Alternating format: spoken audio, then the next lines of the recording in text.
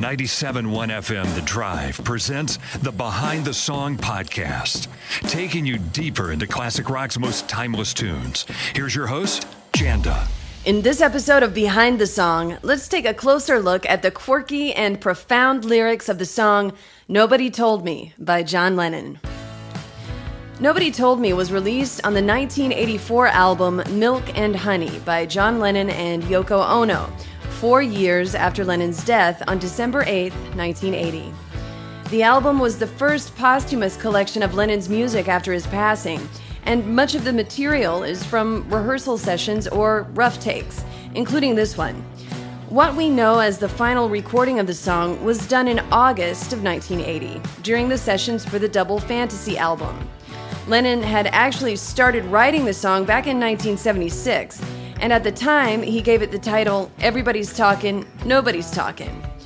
He held on to it and added to the lyrics and sections as time went on, but when it was finished as a demo, he decided he didn't want to include it on Double Fantasy.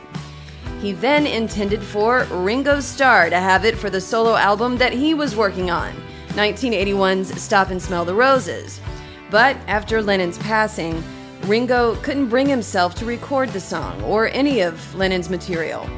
So the sort of unfinished feeling that the song has is very real. It was never fine-tuned from the demo version he had intended for Ringo to build on. He recorded 10 takes of it at the Hit Factory in New York in August of 1980, and the best of those is the one we know. When it was released in January of 1984, it peaked at number 5 on the Billboard Hot 100 in the US, and it was a big hit in England too.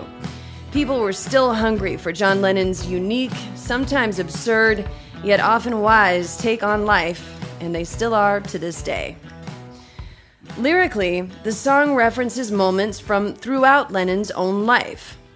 It starts like this. Everybody's talking, and no one says a word. Everybody's making love, and no one really cares. There's Nazis in the bathroom, just below the stairs. Lennon and his generation grew up in the aftermath of World War II in Liverpool, where it was so hard hit with bombs that children used the bomb sites as playgrounds. Born in 1940, he and the rest of his generation grew up fascinated with all that damage, and how a man like Adolf Hitler could develop a cult following that would allow him to do the damage he did against humanity. He referred to the Nazi Party as the Nasties in his book In His Own Right, and refers to that time in Liverpool and the rest of the world as the Awful. And the fascination with the ugliness of Hitler carried on throughout his life. He drew a crude sketch of himself as the dictator when he was at art college in Liverpool back in the late 50s, which, incidentally, sold in 2018 for over $54,000. A weird thing to do, speaking to a fear that became rooted in the bombed-out shell of his hometown. So when he sings that there's Nazis in the bathroom just below the stairs, it's a metaphor. The bad guys are always lurking, always close by, and ready to do you harm. The song continues. Always something happening and nothing going on. There's always something cooking and nothing in the pot. They're starving back in China, so finish what you got.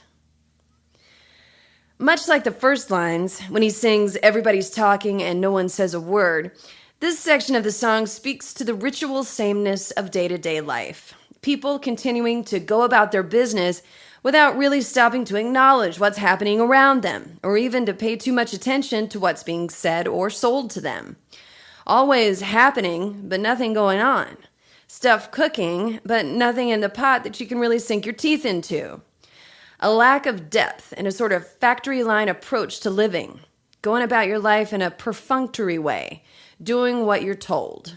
When he sings, "They're starving back in China, so finish what you got," that was something often told to children who wouldn't eat all their dinner as a way of guilting them into cleaning their plates, to which children would roll their eyes and shovel in another mouthful to appease mom or dad. Then the chorus kicks in, with Lennon singing, "Nobody told me there'd be days like these. Strange days, indeed. And how strange it must have been to be John Lennon, a person capable of such deep thought and offbeat humor, as well as a kind of constant smoldering rage, and with a cutting tongue. To have been in the Beatles, the most famous band in the world, with its cult-like fans, worshipped like a god, but then disillusioned with all that and wanting to center himself in a new life with a higher purpose. A seeker looking for meaning. And while you can't really say that John Lennon was ever a member of the rat race, he was a man with fears and delights and boredoms, just like us. A human struggling through the day-to-day. The song continues. Everybody's running and no one makes a move. Everyone's a winner and no one seems to lose. There's a little yellow idol to the north of Kathmandu. Everybody's flying and no one leaves the ground. Everybody's crying and no one makes a sound. There's a place for us in movies. You just gotta stay around. Now, this part of the song references a 1911 poem by J. Milton Hayes, The Green Eye of the Yellow God. The poem was often performed in music halls as a monologue by actors back then, and it was memorized by generations of Brits. The opening lines of the poem are, "There's a one-eyed yellow idol to the north of Kathmandu. There's a little marble cross below the town. There's a broken-hearted woman tends the grave of mad Carew, and the yellow god forever gazes down." In Lennon's lyrics, he changed the one-eyed yellow idol in the poem to say little yellow idol, but it's obvious that he was referring to this poem when he wrote the lyrics. The poem itself is set in Nepal, which is north of Kathmandu, and spins a tale of a young officer named Mad Carew, who steals the green eye of a yellow god to give to his love interest. He is caught stealing what we assume is an emerald eye in a golden statue, and is later murdered by one of the idol's followers, who returns the eye to its original place in the statue. So, weirdly, here again you have an example of hero worship, this time a cult member murdering the poem's main character in order to return the idol's eye. So, nobody wins. The main character, Carew, is dead, never to see his beloved again, and the cult member is now a murderer. Then the chorus of the song again. Nobody told me there'd be days like these. Strange days indeed. Most peculiar, mama. The inclusion of the word mama here is powerful. John Lennon's own mother, Julia, was a high-spirited woman who gave him over to her sister to raise, but kept in contact with him daily as he was growing up. Musical and funny, she wasn't the most traditionally maternal person, but she made a huge impact on Lennon. When she was killed by a car accident in 1958, when he was still a teenager, it absolutely devastated him. She later became the namesake for his first son, Julian, and she was said to have been his lifelong muse. He transferred some of that inspiration over to Yoko Ono, often referring to her as mother as well.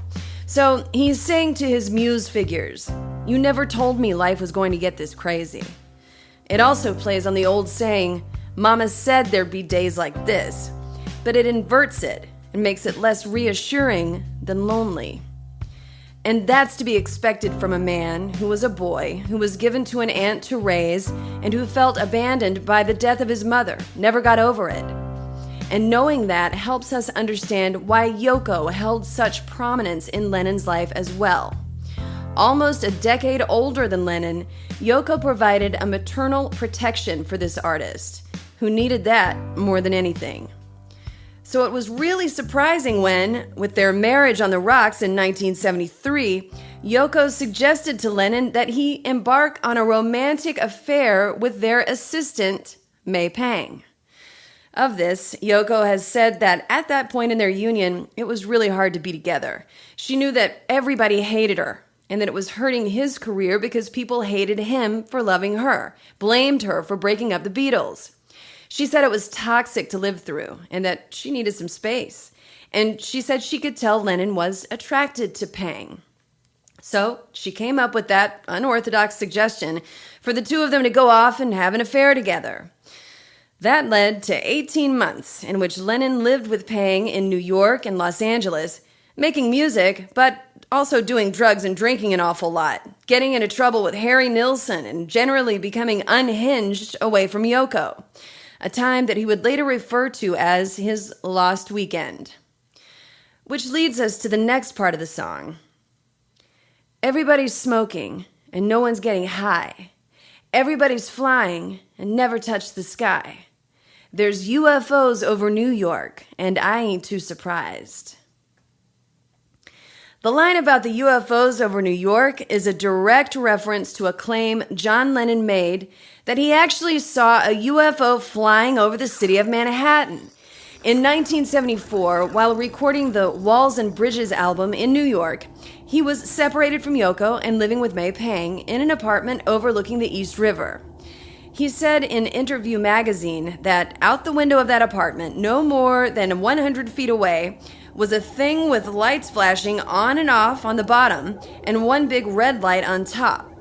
For her part, May Pang claims to have seen it too, and said that the two took Polaroids of it, but that the pictures didn't come out with any discernible image to prove it. They even called the police, and Lennon told them that he saw a UFO go down the river and make a right by the United Nations building. And he wasn't alone. Police said they had several callers claiming to have seen the same strange thing over New York that day. John Lennon was so convinced of it that he put it in the liner notes of the Walls and Bridges album, announcing, "On the 23rd August 1974 at 9 o'clock, I saw a UFO. JL." According to Pang, when that incident happened, Lennon yelled out the window after it, "Come back! Take me!" And then the song ends with the chorus. Nobody told me there'd be days like these. Nobody told me there'd be days like these. Nobody told me there'd be days like these. Strange days indeed. Most peculiar, Mama. So it's back to Mama again. After the 18-month lost weekend, John and Yoko got back together, and by her account, actually started dating again to be sure the marriage could and should be saved. And it was saved, of course. Lennon said of the reunion, "We learned that it's better for the family if we are both working for the family, she doing the business and me playing mother and wife." He said they reordered their priorities, with the number one priority being family, and everything else revolving around that. Their son Sean was born on October 9th, the same day as John's birthday, in 1975. And from that point on, John largely kept to himself at home, raising Sean, baking bread, and letting Yoko handle the business end of being John Lennon.